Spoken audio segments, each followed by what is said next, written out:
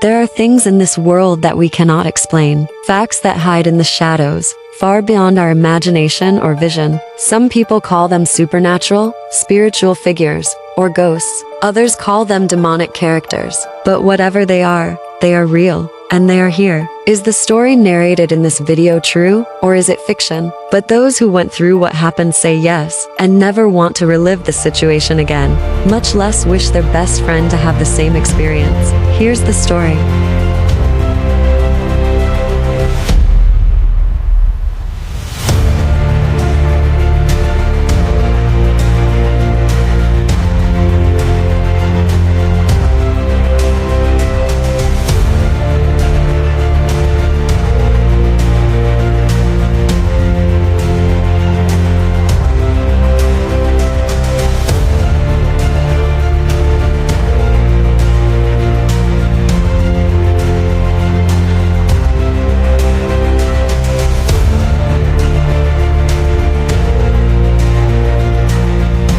My name is Roger, and this happened around the year 2001. I had been working for this security company for about 5 months, and there were rumors about a scary place that haunted many colleagues. They said it was terrifying to spend the night there, and this place was an abandoned church located in a small town. Many guards assigned to this place couldn't finish their shifts because they claimed to have seen strange things. The lights would go out at night, and there were ghost stories. Honestly, I didn't believe these stories told by my colleagues because whenever I guarded isolated places, things tended to make noise or seem scary.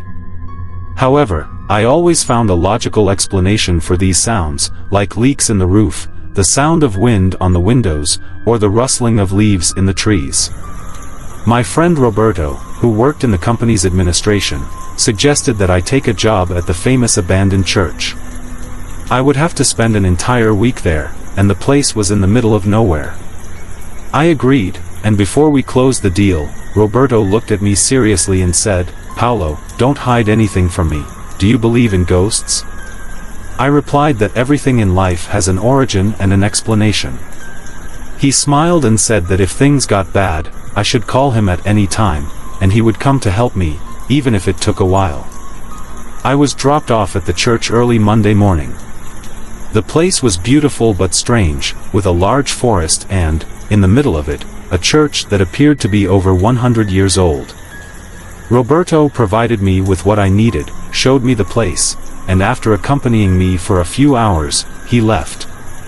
As I explored the place to familiarize myself with it, I noticed that there were many strange symbols on the church walls. I didn't know much about the subject, but they seemed to be symbols used in satanic rituals. What caught my attention the most was that in the chapel where the masses were celebrated, everything was dusty except for the pews.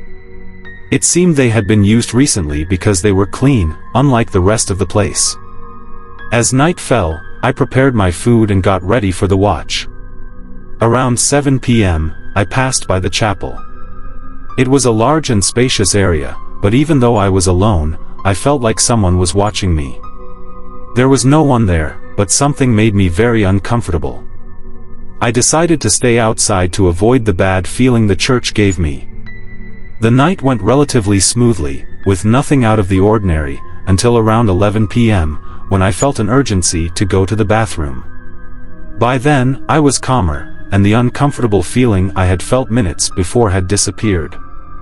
I entered the church through the front door, and as soon as I entered, I felt a chill run through my body, even with the coat I was wearing. Deep fear invaded me. The lights started flickering as if they were about to go out. I did my business in the bathroom, and as soon as I finished, I was preparing to leave when the bathroom light started flickering and finally went out.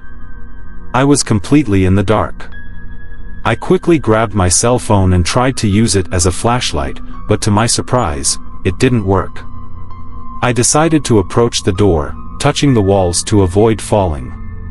However, the door was locked and wouldn't open. I started hearing voices in the bathroom as if someone else were there with me, but I couldn't understand what they were saying. I was so scared that I could only push the door repeatedly, but it seemed like something on the other side was firmly holding it, preventing me from getting out. At one point, everything went silent, and then I heard a whispering voice clearly say, "First day, huh?" That voice terrified me because I knew there was no one else in the place besides me. I didn't know how, but I threw myself against the door and managed to get up from the floor. I quickly grabbed my cell phone to try to light up the place, but it was all dark, and I couldn't see anything. After a few seconds, the cell phone flashlight finally turned on. I started walking down the long corridor and reached the chapel. The church walls up to the ceiling started making noises as if someone was hitting them. I was scared and shouted that I was a security guard and that it was private property, and whoever was there should leave, or I would call the police. It was then that I saw those words again, ordering me to leave immediately. My body trembled with fear, and I grabbed my cell phone to call Paolo. I knew I wasn't alone and that something or someone was there with me. However, my cell phone slipped from my hands and fell under one of the pews. I knelt to pick it up, but before I could reach it, I saw in the darkness under the pew a pair of glowing eyes with terrible violence. I was terrified, especially when I heard a high-pitched voice echo through the church walls saying, "I came to stay with you." At that moment, I knew something terrible was about to happen. I was paralyzed with fear. In an act of desperation, I started praying out loud, "Holy Mary, Mother of God, pray for us sinners, now and at the hour of our death." My words echoed through the church walls, and the creature let out an anguished sound. It was then that, suddenly, I felt someone holding my hands. It was Roberto, who, with all his strength, was trying to pull me out of the church. He also saw the creature and was praying fervently, asking for divine protection. The creature let out a diabolical laugh and threatened us, saying it would come back to terrorize us. After its threat, the creature disappeared, and my friend managed to pull me out of the church. I was trembling and could barely recover from the scare. Additionally, I felt a sharp pain in my ankle. When we finally got out of the church, we heard a terrifying voice shouting, "Cursed ones, come back." Another voice kept repeating incessantly. We were petrified, but Roberto tried to start the truck to get us out of there as quickly as possible. To our surprise, the vehicle wouldn't start as if it were choked. Roberto tried several times, but the engine simply wouldn't respond. I looked ahead, and in the middle of the road was the black figure that had attacked me in the church. It stared at us for a few seconds, and after licking its lips as if it wanted us as prey, it disappeared. My friend was pale with fear but tried again to start the truck. This time, it worked, and we sped out of there. When we got to the city, I examined my ankle and saw that it was bleeding a lot. I had 3 deep cuts that were gushing blood. At the hospital, I underwent surgery to receive 15 stitches in 3 different places on my ankle.